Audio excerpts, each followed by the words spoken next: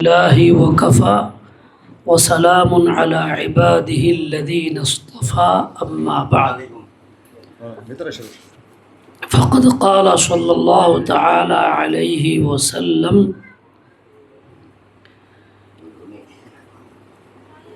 تعلموا العلم وعلموه الناس الحمد لله আল্লাহ পাকের শুকর আল্লাহ তাআলা আমাদেরকে এই দিনের মাঝামাঝি সময়ে ব্যস্ততা থাকা সত্ত্বেও এই মাদ্রাসা রুকাইয়ার চলতি শিক্ষা বছরের শুরুতে দোয়ার মাধ্যমে সবক শুরু করার এই অনুষ্ঠানে হাজির হওয়ার তৌফিক দান করেছেন। সেজন্য আল্লাহ পাকের শুকর আদায় করি আলহামদুলিল্লাহ।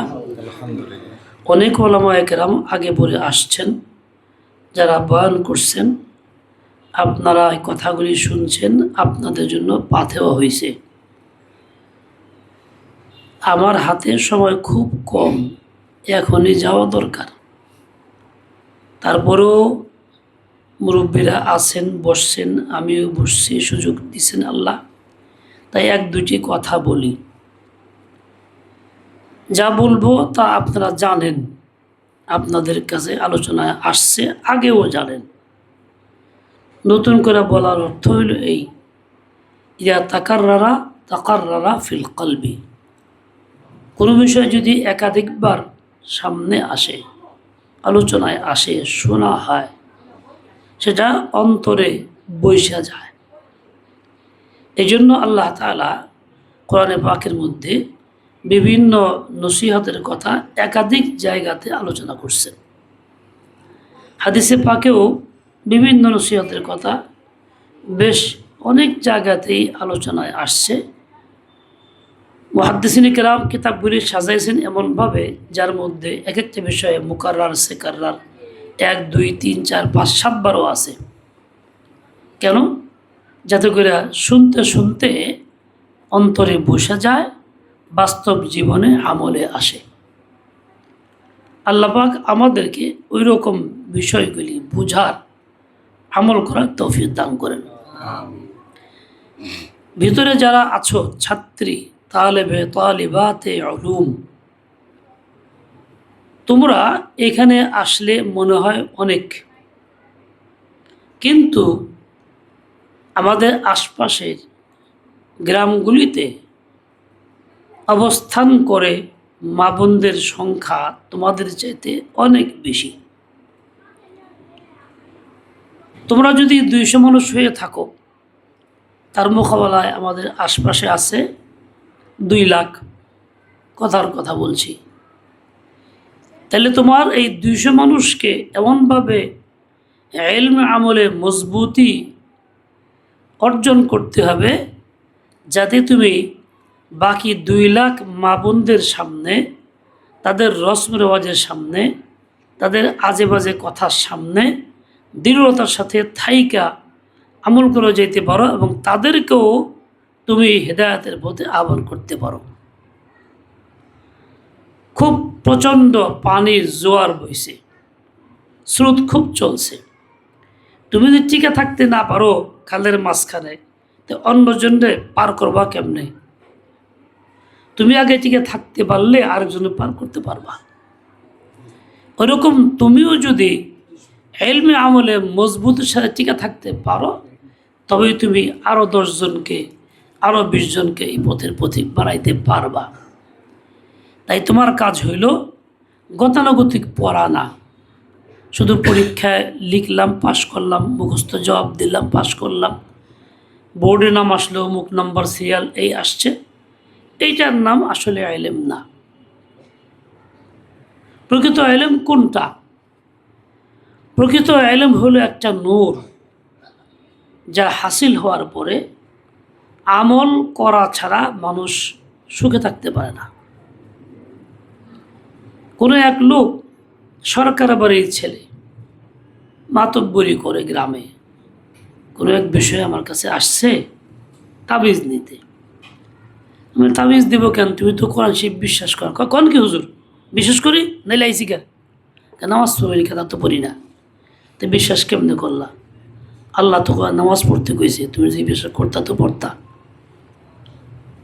তো চুপ হয়ে গেছে। পরে আচ্ছা হুজুর এখন থেকে পড়বো, ঠিক আছে পড়ো। তো 1-2 দিন পড়ছে, আমার কাছে এক হুজুর গত রাতে নামাজ পড়ি না, এশার নামাজ। বিচারে গেছিলাম, আসছে দেরি হয়েছে, রাস্তায় হাইটে হাইটে আসছি, আর ওয়াদা চিন্তা করছি মানিকগঞ্জ হুজুর সাথে ওয়াদা করছি নামাজ তো পড়ে এই সময়, এই চিন্তা করতে করতে আইছি। বাড়িতে আইসা পেশাব করছি, পানি লই নেই, স্যান্ডেল আইনা টেবিলে উজুকে না কইরা হাত পাও দিকে শুয়ে বললাম। কিন্তু শুয়ে অশান্তি রে, মনে খালি কয় কি জব দেব, হুজুর কাছে ওয়াদা করে আইছি। ওইটা মনে আইতেছে কল্পনা খেয়ালে, তারপরেও আমি উঠতেছি না, পরে শুয়ে রইলাম। বুঝলাম যে আসলে আল্লাহ যে শাস্তি দিব ঠিক দিব, কে লেগে আমাকে তো বাস্তবে দিলের ভিতরে সাক্ষী আছে, মনে চাইছে, উদয় করে দিছে আল্লাহ, তাও যে করলাম না। প্রত্যেকটা মানুষের অবস্থা এরকম। প্রকৃত আলম হলো একটা নূর, যা হাসিল হইলে মানুষ আমল ছাড়া থাকতে পারে না। আজকে আমরা যারা মাদ্রাসায় পড়াই, আমাদের বাস্তব অবস্থা চিন্তা করলে দেখা যায় আমাদের মধ্যে ওই আমলের এহতেমাম নাই, গুরুত্ব নাই, নামাজের এহতেমাম নাই, পুরুষদের জামাতের এহতেমাম নাই। আর মেয়েরা তো বাড়িতে গেলে পরে ফজর নামাজ পড়তে পারে না, পড়ে না বেশিরভাগই, এই উঠি উঠি কয়ে কেউ ওঠে না, বেলা উঠলে পরে ওঠে, অনেকে উঠেই না। তার মানে কি, তার নূর হাসিল হয় নাই। হাসিল হইলে অবশ্যই সে ঘুমাইতে পারতো না। ওই লোকের জীবন ঘুম হয় নাই, খালি চিন্তা হয়েছে, এর চেয়ে বেশি চিন্তা হতো, আহা নামাজটা পড়লাম না, আচ্ছা পড়ন লাগবো। আর এরকম ফিকির থাকলে শান্তির ঘুম হয় না, খালি ঘুম ভাঙ্গে। কাজেই তার চেয়ে ভালো নামাজ পড়ে ঘুমাবার চিন্তা নাই, আরামসে ঘুমাইব। যাই হোক, ফিকাহ হাদিসে আমাকে আসছে, খায়রুকুম মান তাআল্লামাল মান ইউরিদিল্লাহু বিহি খায়রান ইউফাক্কিহু ফিদ্দীন। আল্লাহ পাক যার কল্যাণ চান তাকে দ্বীনের ফিকাহ এবং বুঝ দেন। এই ফিকাহটা কি, তার খোলাসা কি? এই ফিকার খোলাসা হইল এই যে ইলম শিখার পরে তার ভিতরে এই ফিকির পয়দা হয়েছে, আমি আল্লাহর কাছে কি জবাব দেব, এই কাজটা যে করতেছি না জবাবটা কি হবে, এই কাজটা থেকে আমি ফিরতেছি না কি উপায় হবে।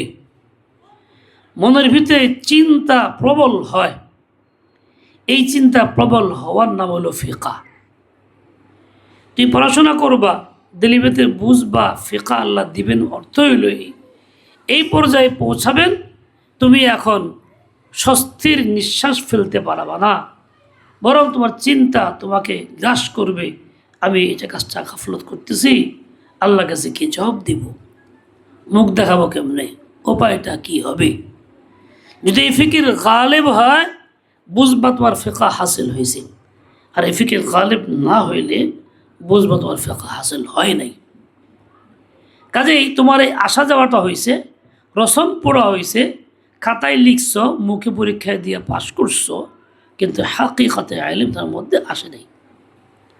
আমরা যারা উস্তাদ উস্তানি তারা পর্যন্ত ফিকির করি ফিকা আমার মধ্যে আসছে কিনা। আইসা থাকলে তো আলহামদুলিল্লাহ, না থাকলে সময় আছে, বাকি সময়টা কাজে লাগাই। দ্বিতীয় কথা, মেয়েরা শোনো, তোমরা ইলম শিখতে আসছো তোমাদের নিজেদের কারণে না, তাড়নায় না, মাতা পিতা মুরব্বীদের তাড়নায়, মানে আল্লাহ পাক তাদের দিলের ভিতরে এটা বসায় দিছেন, এই ঝুঁক পয়দা করছেন, তাই তারা তোমাদেরকে দিছেন। তুমি যখন আসছোই তো ভালো করে আসো,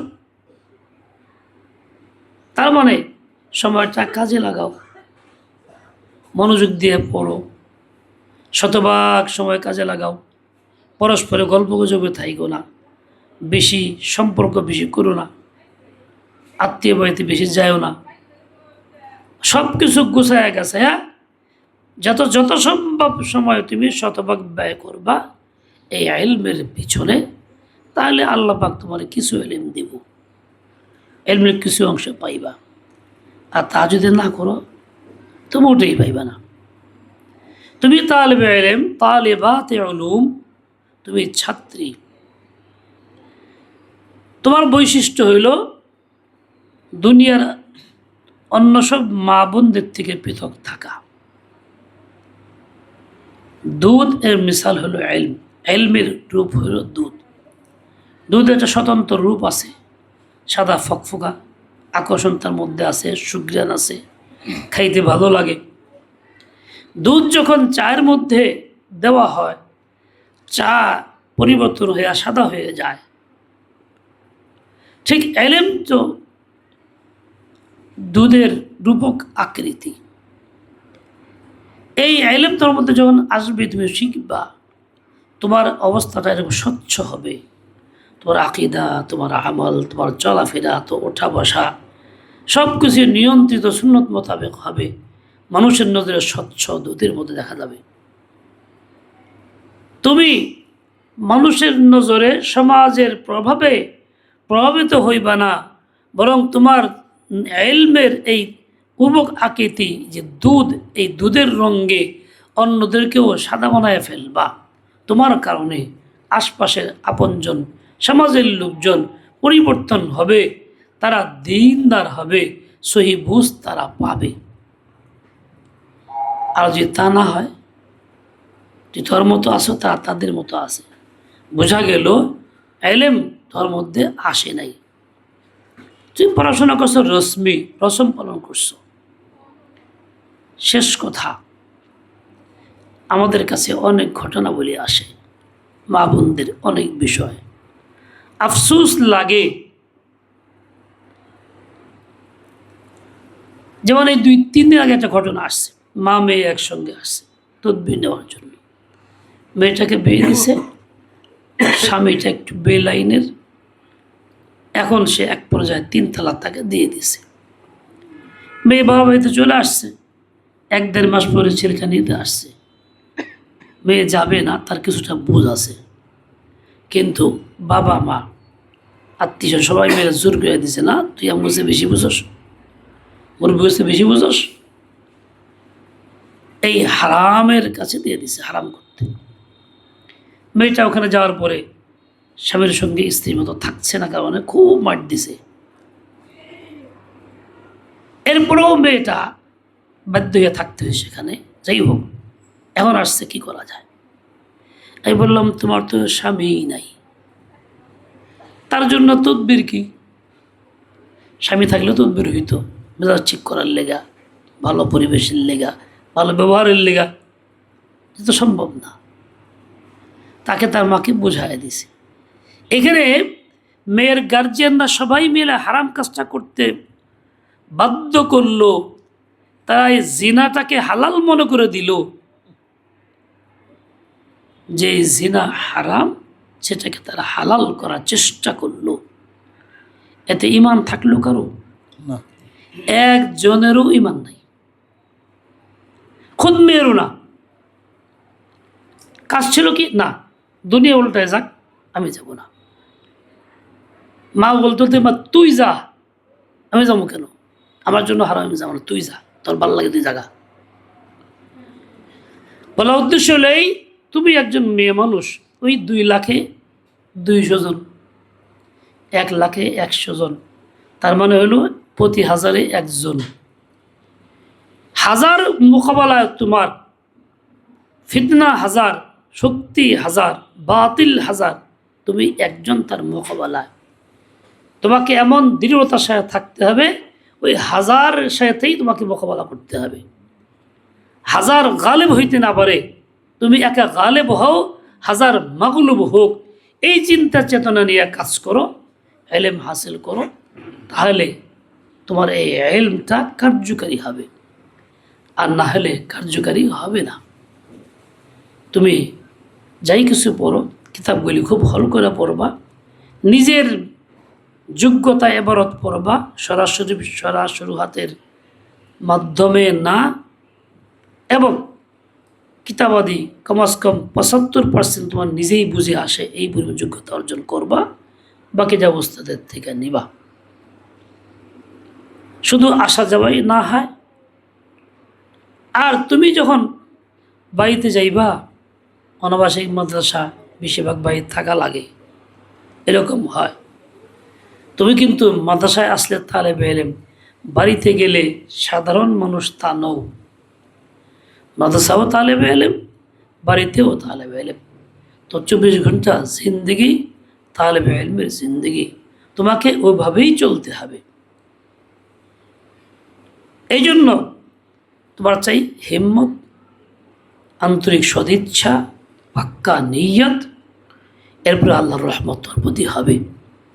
আল্লাহ পাক সবাইকে সহি বুঝ দিয়ে দেন, হিম্মত আলিয়া তৌফিক খায়ের দিয়ে দেন, মাদ্রাসাকেও কবুল করেন, দিন দুগুনা রাত তারাক্কি দিয়ে দেন। সবাই পড়ো বিসমিল্লাহির রহমানির রহিম। রব্বি ইয়াসসির ওয়ালা তুআসসির وتمم بالخير رب اشرح لي صدري ويسر لي